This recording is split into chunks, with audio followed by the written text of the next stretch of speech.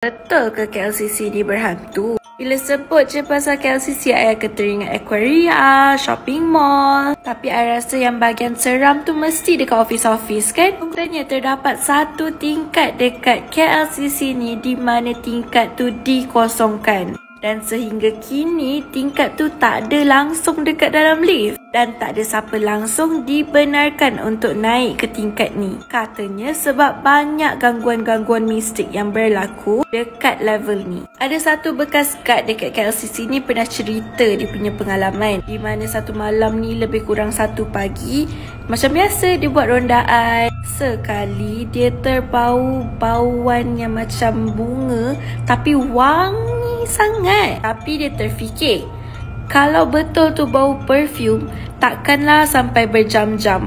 Pukul 1 pagi mana ada orang naik lift kat situ. So dia pun naiklah lift. Bila sampai satu tingkat ni, lift tu pun tertutup. Bila lift tu tertutup, dia nampak ada satu kelibat wanita berambut panjang, berpakaian warna putih. Dia menunduk je, dia tak angkat muka dia.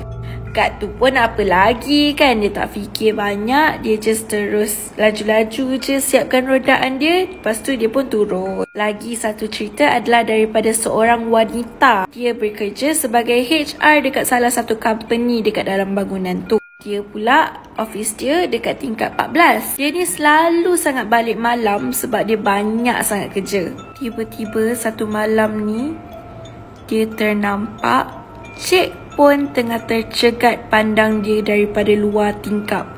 Korang tingkat 14, mana ada orang boleh jenguk kat tingkap kan? Tapi korang percaya ke KLCC ni seram macam tu?